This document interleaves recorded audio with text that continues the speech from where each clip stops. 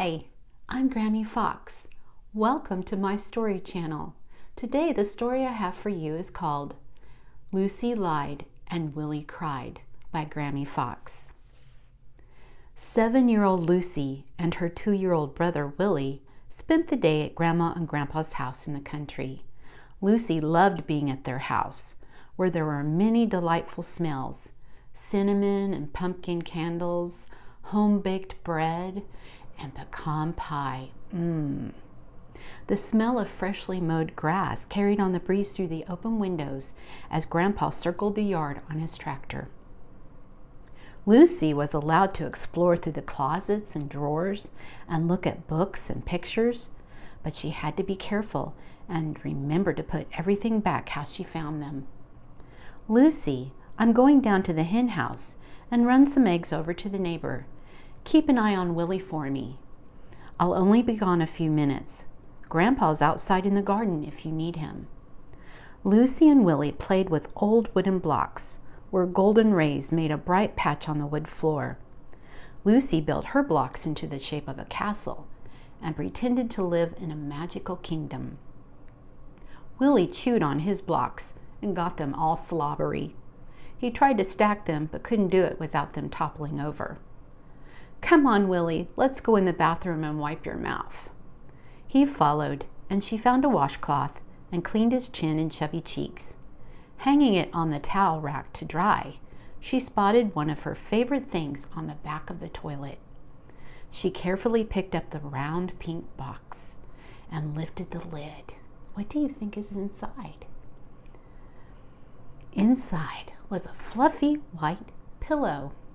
She held it close to her nose and breathed in. It smelled like flowers. "Come here, Willy. Want some on your belly?" "Lift your shirt," she commanded. She pressed it a little too hard, and a plume of white powder poofed out and danced on the sunlight coming through the window. Willy giggled in delight and tried to catch the tiny shimmering flecks, which looked like fairy dust. Lucy laughed too and smacked it against her hand to make it poof more. Several minutes went by and Lucy stopped and looked around. Her mouth dropped open. Oh no! White covered the mirror, sink, and toilet. It lay on the tile floor and bath mat. Grandma would be upset. What could Lucy do? Her grandma would be back any minute.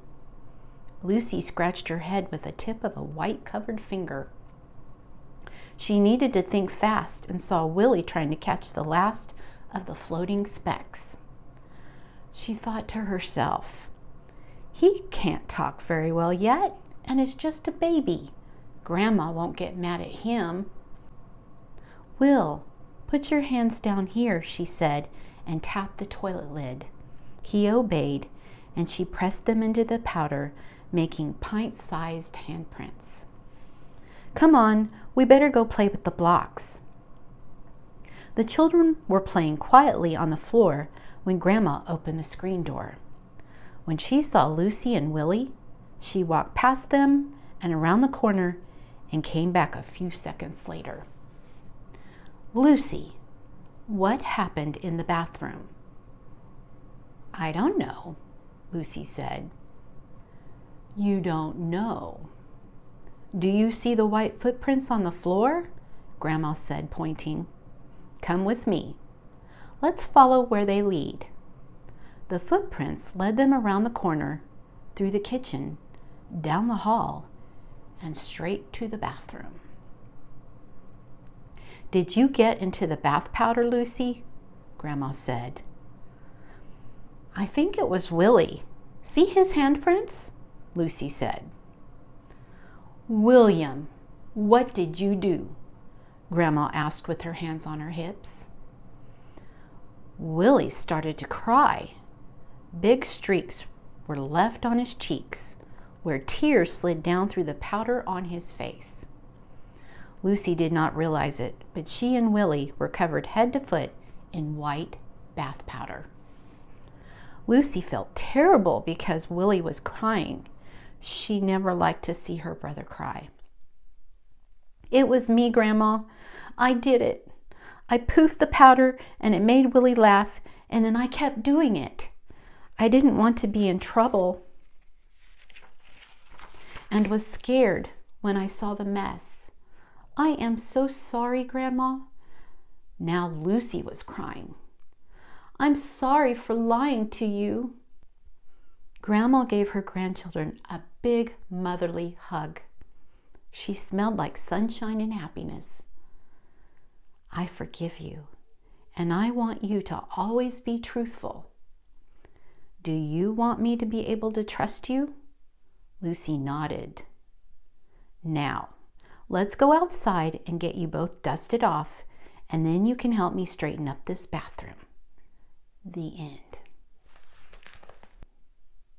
It's very important to tell the truth. I want people to be able to trust me. What about you? Do you want people to believe what you say? And if you do something that you shouldn't have, then own up to it. Say you're sorry, fix it, and try to never do it again. I want you to know that you are special and you are loved.